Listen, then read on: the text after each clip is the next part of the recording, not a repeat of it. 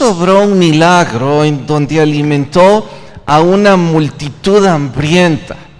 Tan portentoso fue que los recién favorecidos tuvieron una idea que ellos creían brillante: coronarlo como rey de los judíos y de una buena vez librarse del yugo romano.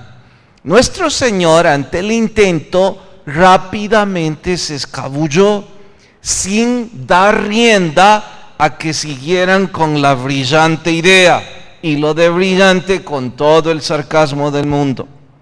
Para quienes de ustedes se preguntan, ¿por qué Jesús no dio rienda a eso? Es simple, es que nuestro Señor no vino para coronarse como el Rey de Israel, Él vino para coronarse como el Salvador del mundo. Ese título era demasiado chico para el propósito divino. Claro, a la multitud poco o nada le importaba el propósito espiritual. Ellos eran tan egoístas que lo único importante para ellos era su necesidad física inmediata. En nuestro estudio de hoy verán cómo el Señor, después de la multiplicación de los panes, predica un sermón donde pierde toda la popularidad que esa multitud vitoreaba horas atrás. Y claro, Él no estaba sorprendido de perder esa popularidad.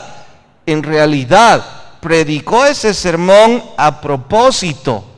Es que Él no estaba interesado en que lo siguieran por sus milagros.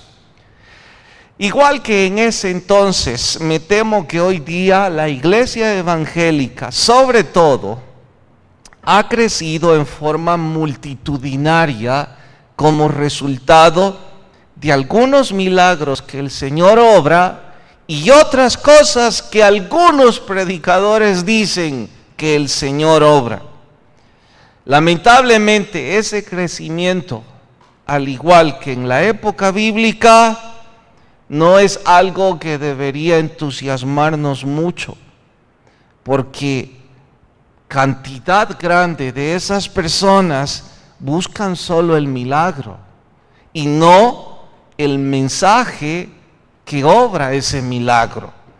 Nunca estuvo mal buscar a Dios en nuestra necesidad y suplicar por un milagro. Si esa es la manera en como la mayor parte de nosotros vinimos a Dios, por ello recalco, eso no está mal. Lo que está muy mal es no rendir nuestra voluntad al Dios que obra esos milagros. Por eso y más, es que nuestro sermón de hoy se titula ¿Pierde nuestro Señor un poco de popularidad? Juan capítulo 6. Y claro, nuestro título, como si eso importa. Juan capítulo 6, el Señor pierde popularidad. Capítulo 6, libro de Juan. Cuando lo encuentren, por favor, se ponen de pie para mayor reverencia a la lectura. Evangelio de Juan capítulo 6. ¿Listas sus Biblias? Vamos hasta el verso 60. Al oírlas, muchos de sus discípulos dijeron: dura es esta palabra, ¿quién puede oírla? Sabiendo Jesús en sí mismo que sus discípulos murmuraban de lo que había dicho, les respondió: esto os ofende, pues que si viereis al Hijo del Hombre subir a donde estaba primero. El Espíritu es el que da vida, la carne para nada aprovecha. Las palabras que yo os he hablado son espíritu y son vida. Un paréntesis, para entender mejor el contexto del verso 63, él hace una especie de paralelismo cuando dice la carne no aprovecha mucho, sino el espíritu. Les está diciendo, ustedes vinieron aquí por comer. Ahora les estoy exhortando a que lo importante no es que sacie su hambre, sino la necesidad espiritual. Pero recalco, a ellos eso no les importa. Y esto es una predicación después del milagro. Sigo, verso 64. Pero hay algunos de vosotros que no creen, porque Jesús sabía desde el principio quiénes creían y quién le había de entregar. Y dijo: por eso os he dicho que ninguno puede venir a mí si no le fuere dado del Padre. Desde entonces, muchos de sus discípulos volvieron atrás y ya no andaban con él. Dijo entonces Jesús a los 12: ¿queréis acaso iros también vosotros? Pedro respondió: Señor, ¿a quién iremos? Tú tienes palabras de vida eterna, y nosotros hemos creído y conocemos que tú eres el Cristo, el Hijo del Dios viviente. Jesús respondió: ¿no os he escogido yo a vosotros los 12? ¿Y uno de vosotros es diablo? Hablaba de Judas Iscariote, hijo de Simón, porque él sabía que iba a entregarle, y era uno de los 12. Hasta ahí leemos y oramos. Señor, por favor, ministra nuestras vidas y háblanos a través del estudio de tu palabra. En tu nombre lo rogamos. Amén. Pueden tomar su asiento. Los que se largaron, y no fueron pocos, espero no haya pasado de largo que dice muchos, pues estos eran parte de esa enorme multitud que presenciaron y que fueron favorecidos con la multiplicación de los panes. Así es que si esto fuera una obra teatral y yo puedo retroceder en el tiempo, yo me meto ahí y les pregunto: ¿y cómo es posible que horas atrás ustedes están embelesados con lo que Jesús hace, han visto sus milagros y ahora se largan? ¿Qué es lo que sucede? Pues bien, todo gira alrededor del mensaje que Jesús predicó desde el verso 16 hasta el 60, que en sus casas lo deben leer verso a verso. Por ahora yo voy a comentarles lo que pasó, pero es importante resaltar: el corazón de esta gente estaba bien lejos de creer en Jesús como Dios. El interés de esta gente era únicamente conseguir milagros de parte de Jesús. Y si Él era alguien que obraba, pues ¿por qué no seguirlo? Entre tanto resuelva mi necesidad. Vayan al verso 25. Yo voy a ir leyendo algunos versos para nuestro estudio de hoy, pero recalco, en casa deben leer verso a verso todo el capítulo. 6:25, ¿listos? Y hallándole al otro lado del mar, le dijeron: Maestro, primera pregunta, ¿cuándo llegaste acá? Bien, atentos. Por favor, no pierdan la escena. En la tarde, Jesús alimentó una multitud, no menos de 15,000 personas, si además de los hombres, su esposa y un hijo. Una multitud. Luego, en esa noche, Jesús le dijo a sus discípulos que subieran a una barca y que se adelantaran. Jesús no se subió en esa barca. Y sé que ustedes conocen esa historia, pero a lo mejor nunca antes la estudiaron en su contexto. Es decir, esta historia no debe estudiarse sin la multiplicación y sin el sermón que Jesús está a punto de predicar. Es que son 3 eventos consecuentes. Pero repito, esa noche Jesús camina sobre el mar. Juan no da detalles de lo que sucede ahí como los sinópticos. No da detalles porque ya les expliqué que el evangelio de Juan, su propósito es distinto al de los sinópticos. Pero nosotros conocemos bastante bien, si no por predicadores, por películas o por lo que fuera, la historia de Jesús caminando sobre el mar. Recalco, sucedió después de la multiplicación. Bien, Jesús llega hasta la orilla y ahí parte de esa multitud le increpa diciendo: bueno, ¿y cuándo llegaste acá? En nuestro español esto es algo como: ¿seguro hiciste otro milagro y no nos dijiste nada? Nosotros queríamos estar ahí. Y ese es parte del problema. En nuestra jerga yo creo que se oiría como esto: mire, yo quiero ver lo que usted está haciendo, y si eso me beneficia, mejor aún. ¿Cómo es posible que usted acaba de obrar otro portentoso milagro y no nos dejó verlo? Jesús les responde en el verso 26. Vean cuán duramente les responde. Verso 26. Respondiendo Jesús les dice: de cierto os digo que me buscáis no porque habéis visto las señales, sino porque comisteis el pan y os saciasteis. Ustedes están aquí por comilones. A ustedes no les importa, dice Jesús, lo que yo estoy haciendo o diciendo.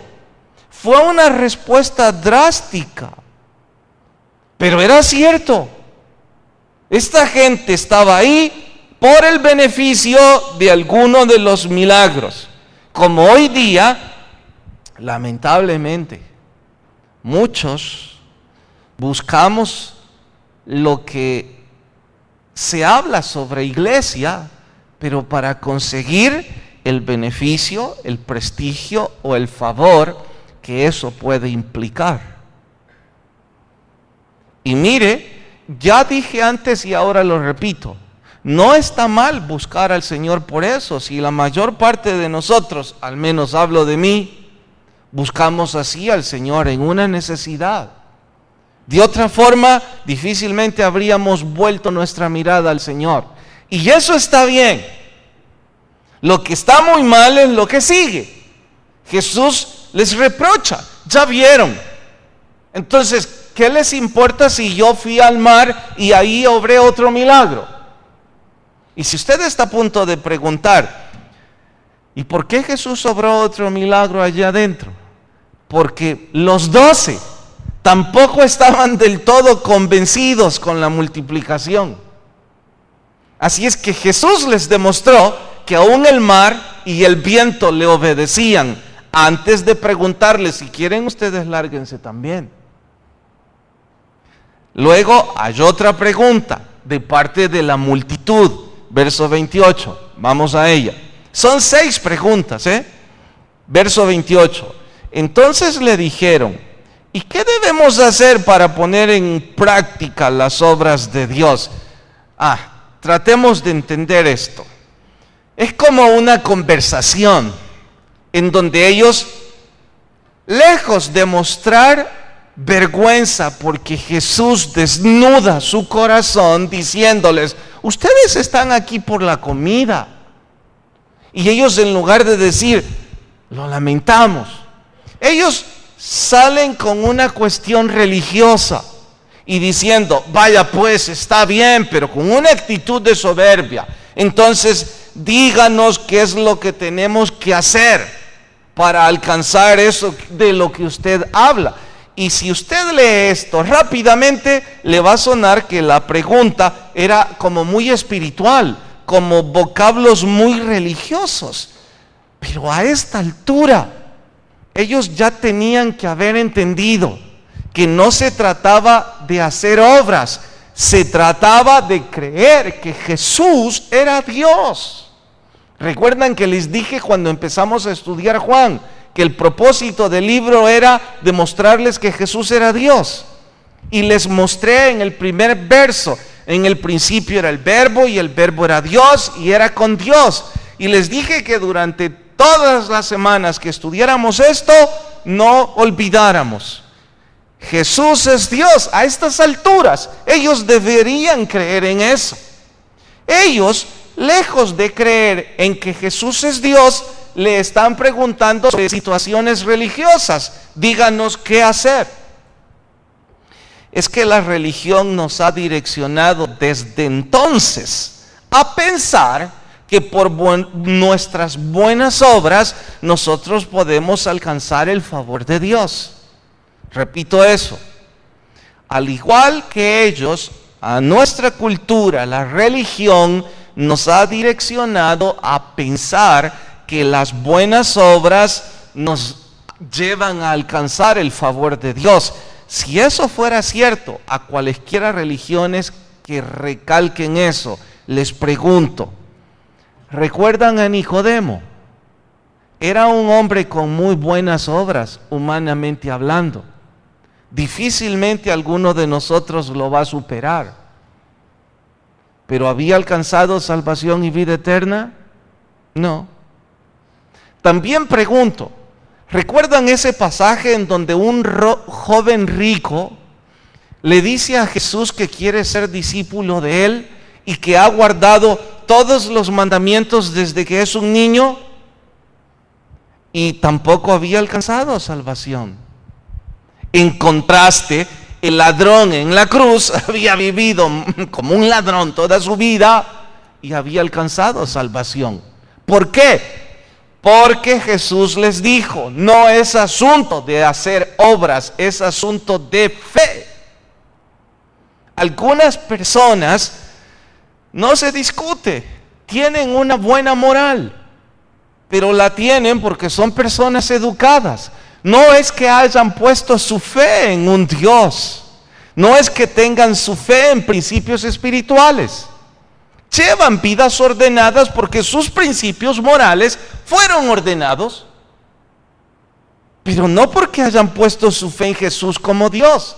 Y Jesús les está recalcando, ustedes no es que tengan que hacer obras, es que tienen que poner su fe en que Jesús es Dios. Si después de eso hacen obras, entonces esas obras son producto de su fe. Pero ellos estaban en un choque religioso. Díganos qué hacer, pues. Si ya saben qué hacer, pero no les importa. Bueno, ellos van con otra pregunta más, como si de Jesús es la culpa. Vean verso 30 ahora. Le dijeron entonces, ¿qué señal, pues, haces tú para que veamos y te creamos? ¿Qué obra haces? Les pregunto, ¿qué idea les da este último verso? Si vamos a colocar esto en un escenario de la vida cotidiana, ¿a qué les suena este verso 30?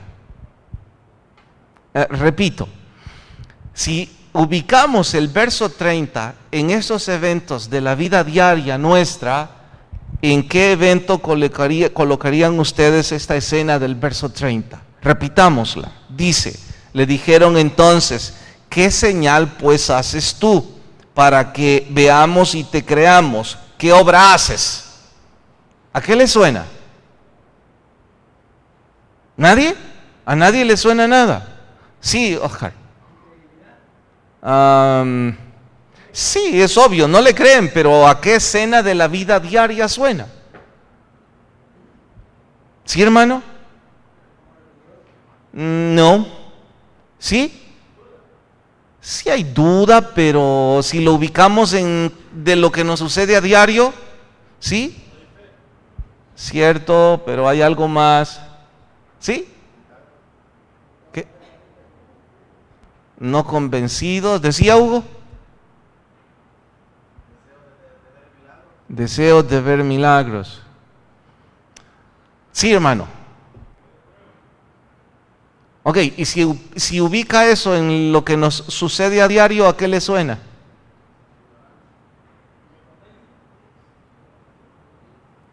A ver, a lo mejor soy yo el materialista, pero ¿no le suena que esto es una típica conversación de un negocio? ¿Usted quiere que yo le crea? Deme algo para creerle. Deme alguna prueba, deme alguna señal. Convénzame. Usted me está vendiendo algún producto. Convénzame que eso es cierto. Tal vez le creo, pero deme alguna señal. Si piensan que yo exagero, entonces ahora les doy yo la señal. Léanlo de nuevo, después de habérselos planteado así. ¿Qué señal pues haces tú para que veamos y te creamos? ¿Qué obra haces?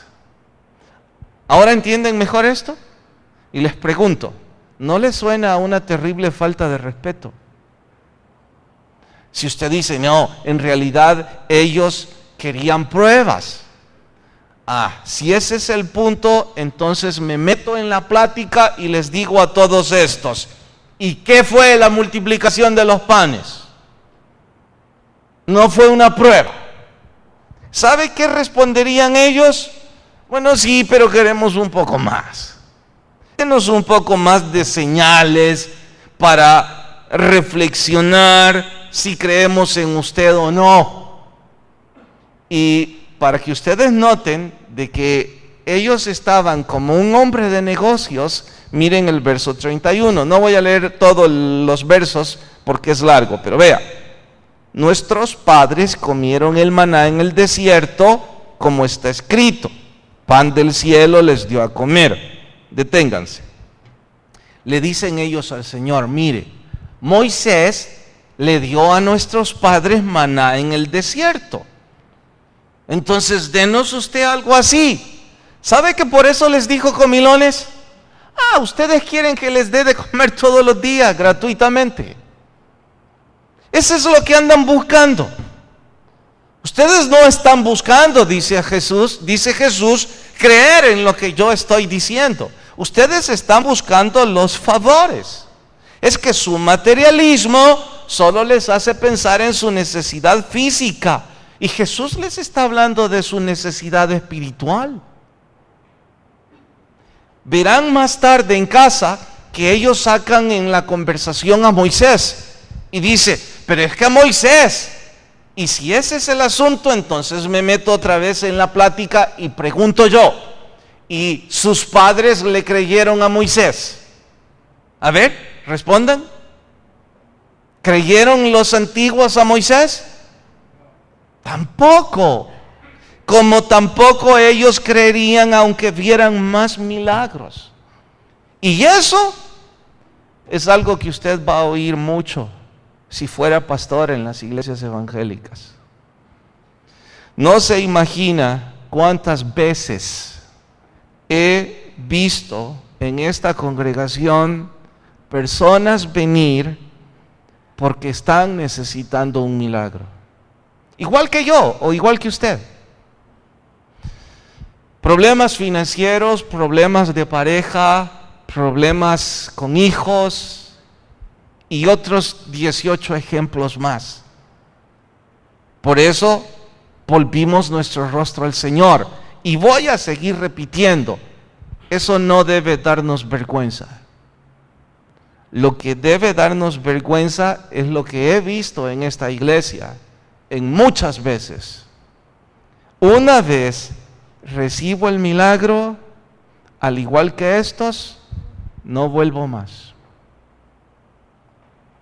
Porque no estaban buscando a Jesús, estaban buscando arreglar sus finanzas, estaban buscando arreglar el problema con su familia, estaban buscando una mejor salud, estaban buscando cualquier necesidad física, pero nunca tener una íntima relación con Jesucristo. Y les dije, he visto esto muchas veces aquí, tantas que ustedes se asustarían.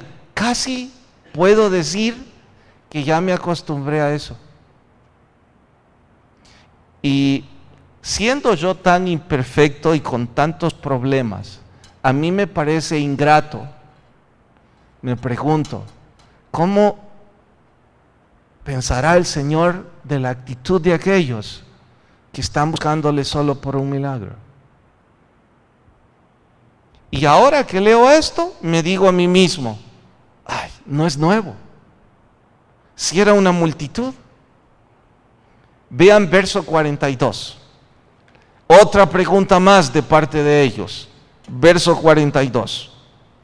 Y decían, mejor desde el 40 para que entiendan mejor el 42.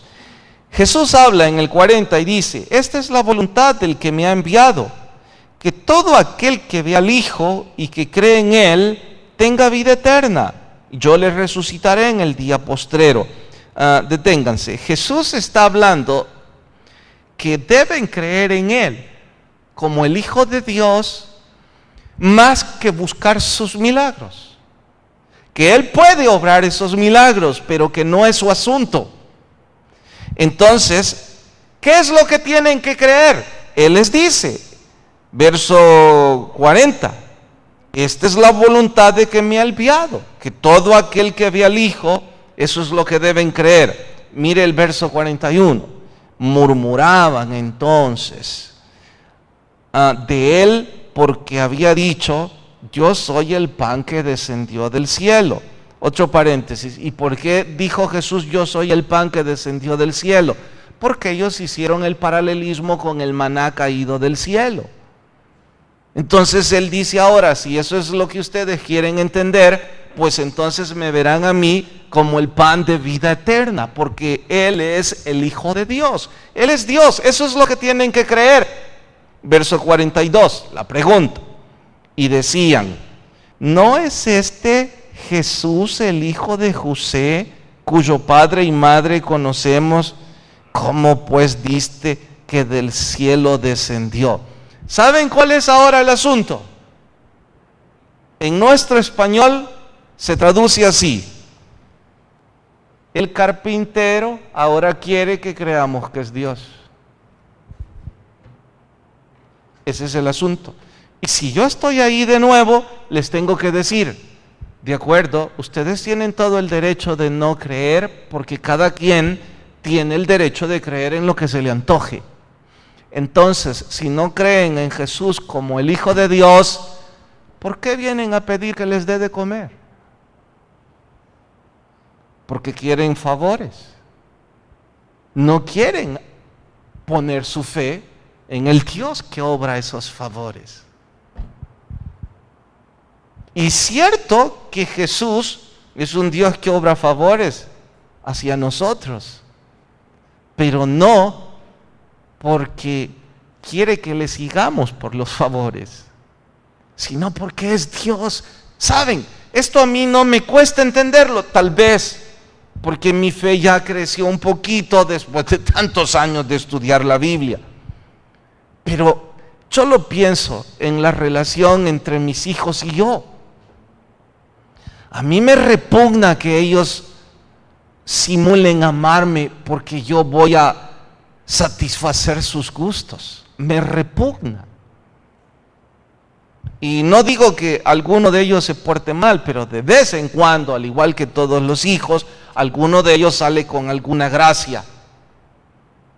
Y de pronto, cuando recibe algo de mi parte: papá, te quiero mucho. Yo sonrío: sí, ¿querés lo que te acabo de dar? Y quisiera que me digas que te quiero no por lo que te di, sino porque soy tu papá, porque hay un lazo entre nosotros, porque hay un amor, porque ni siquiera puedo explicarlo, pero ustedes como papás de hijos me imagino que lo entienden, ¿sí o no? Sí lo entienden. Entonces es lo que Jesús está diciéndoles. Están buscando lo que voy a darles y puedo darles, pero no están buscando creer en Dios. Verso ahora 52. Siempre capítulo 6, pero ahora verso 52. ¿Listos? Dice: entonces los judíos contendían entre sí diciendo: ¿y cómo puede darnos este a comer de su carne? ¿Qué pasa aquí? Cuando en casa lean los versos que anteceden, encontrarán que él está haciendo una alegoría, que pronto moriría, resucitaría, su sangre, su cuerpo, todo lo que sabemos de la Santa Cena. Pero todo eso no podían entenderlo porque no había sucedido. Entonces Jesús no se los está explicando con profundidad teológica, sino: bueno, ustedes sacaron el asunto del maná, pues entonces véanme como el pan de vida eterna. y ustedes tienen que comer de ese pan para tener vida eterna. Ustedes tienen que asimilar, tienen que poner esa fe, tienen que vivir a diario creyendo en Jesús como Dios. Eso es lo que les está diciendo. Y en honor a ello relaciona su carne, su sangre y esos detalles, pero como simples alegorías. Bueno, cuando se trata del Señor nada de simple, como alegoría nomás.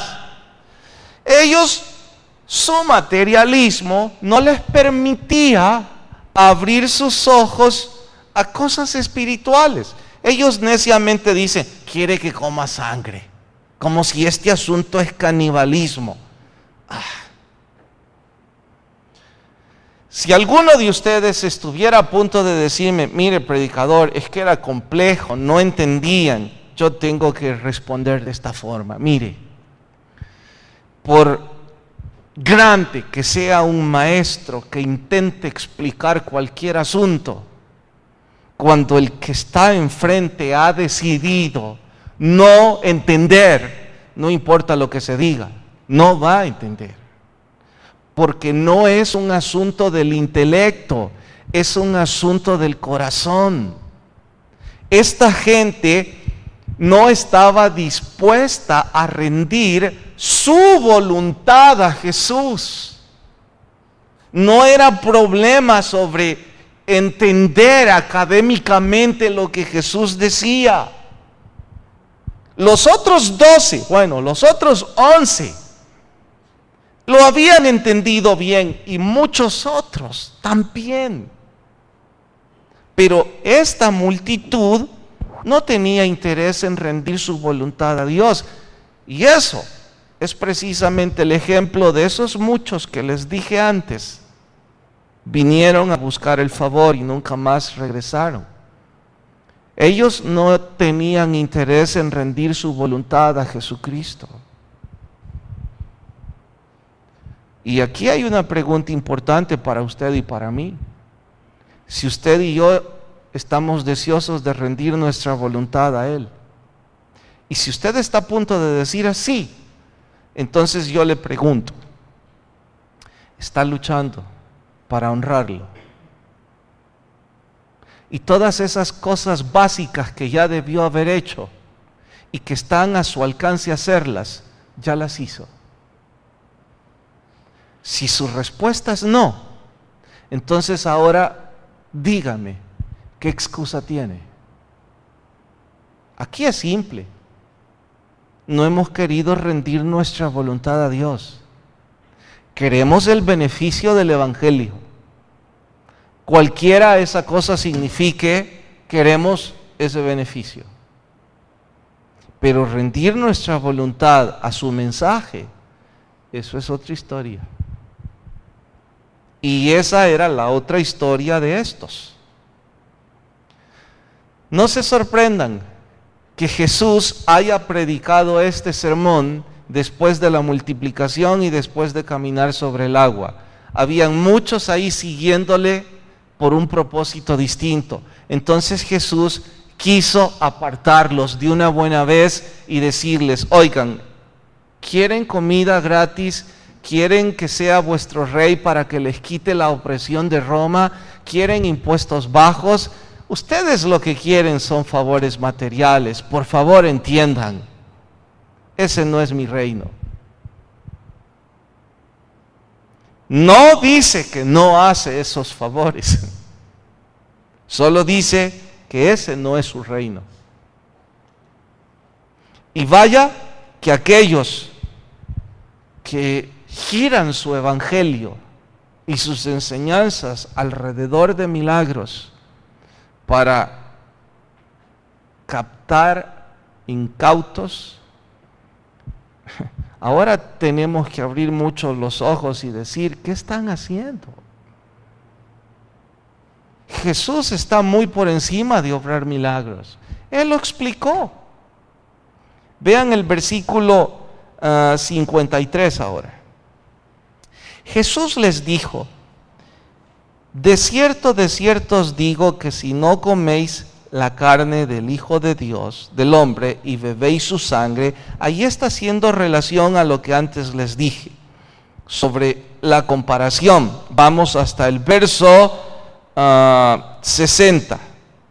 Al oírlas, muchos de sus discípulos dijeron: dura es esta palabra, ¿quién la puede oír? Pregunto, ¿a qué creen ustedes que ellos se referían cuando dijeron dura es esta palabra? ¿Dura de qué? ¿Dura de asimilarla? No, dijo hermana con su rostro, no se refiere a eso, entonces dígame a qué.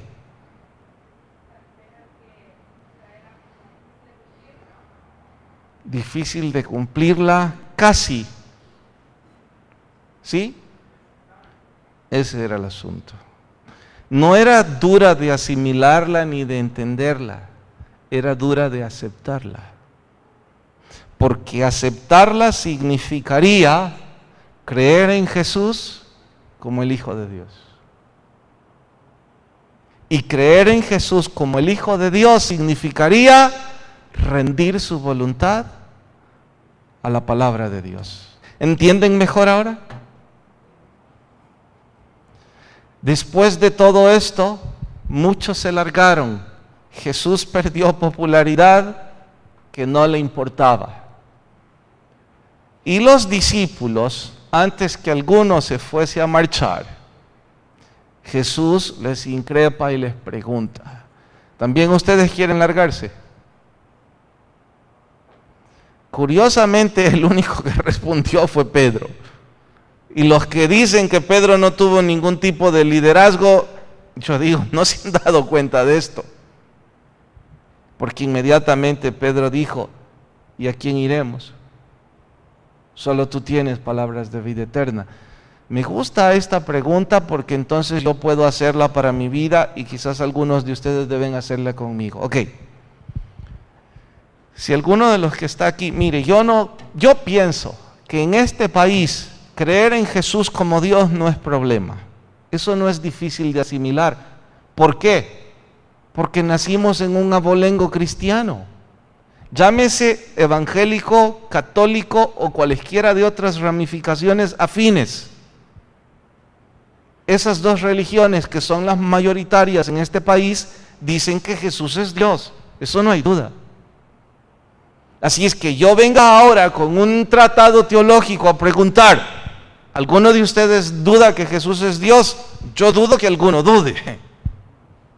Pienso que todos dirán: sí, creemos que Jesús es Dios. Así es que eso no es difícil de asimilar. Lo que es difícil de asimilar es lo que sigue. ¿Qué es lo que sigue? Bueno, usted está dispuesto entonces a rendir su voluntad al Hijo de Dios. ¿Qué significa eso? Rendir mi voluntad a su palabra. Someterme por amor y por respeto a su palabra.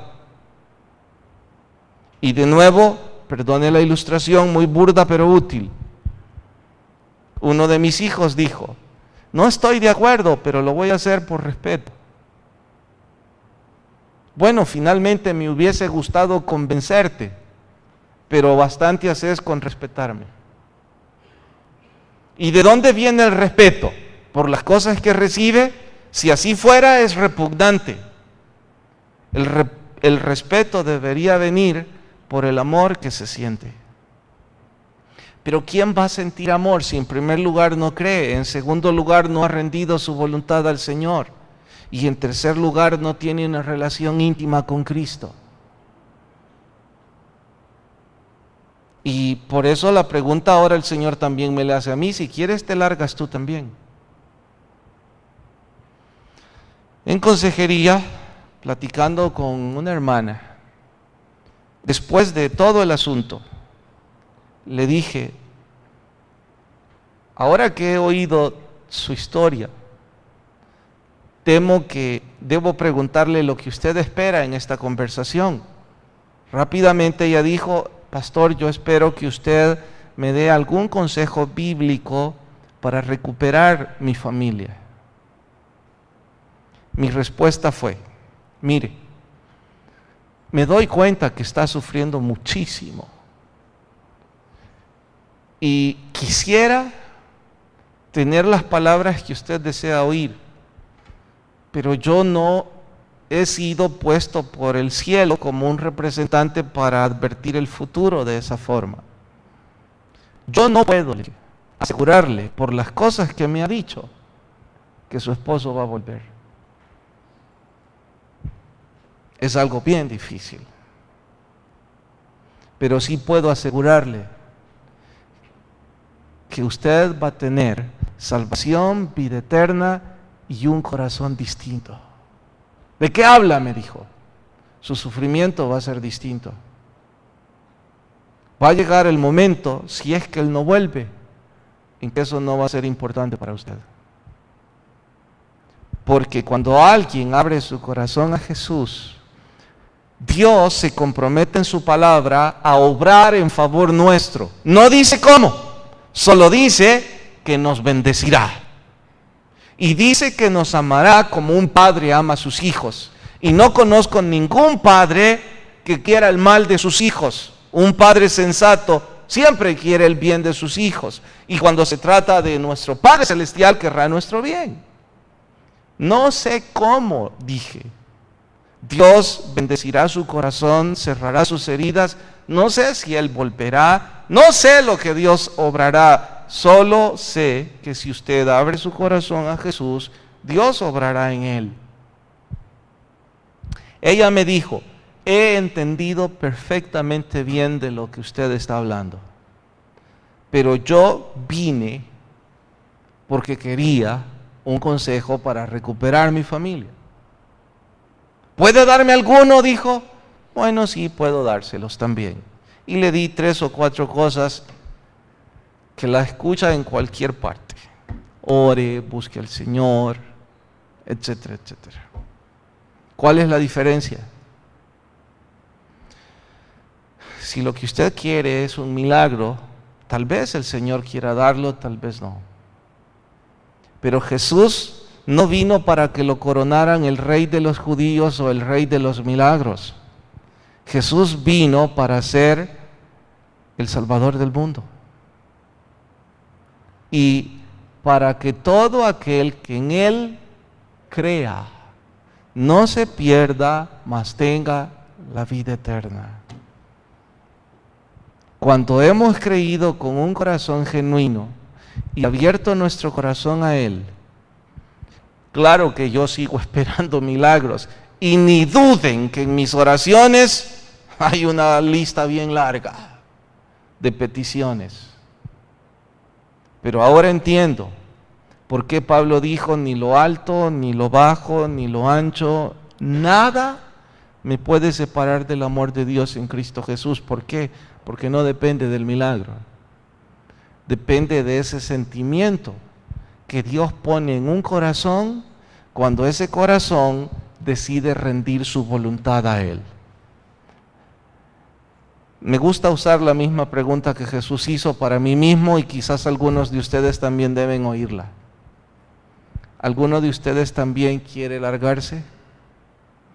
Yo me quedo con lo que Pedro respondió: ¿y a quién vamos a ir? De hecho, en mi vida, ¿y qué me queda sin Cristo Jesús? Y como Pedro dijo: solo tú tienes palabras de vida eterna. Vamos a orar. Señor, gracias por tu palabra y lo que ésta nos enseña. Si alguien está sin Jesús, ruego obres en su corazón y toques su vida.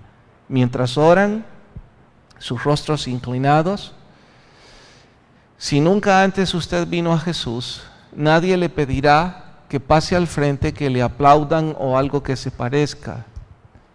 Este pasaje es claro, es un acto de fe en usted y en mí. Abrir nuestro corazón y rendir nuestra voluntad al Señor. Si alguien dice: me gustaría hacerlo, quiero esa relación personal con Jesús. Si alguno quiere recibir a Jesús esta noche, donde está, levante su mano y déjeme orar con usted. La baja de inmediato. ¿Habrá alguien que levanta su mano y viene a Jesús y me deja orar con usted?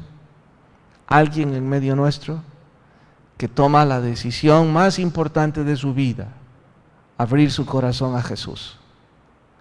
¿Habrá alguien esta noche? ¿Habrá alguien que abre su corazón y recibe a Jesús? Señor, gracias, te suplicamos que tu paz y bendición nos acompañe. Despídenos en paz, mas no de tu presencia. En tu nombre oramos. Amén y amén. Nos vemos en fin de semana. Que la paz de Dios vaya con cada uno y Dios nos bendiga a todos.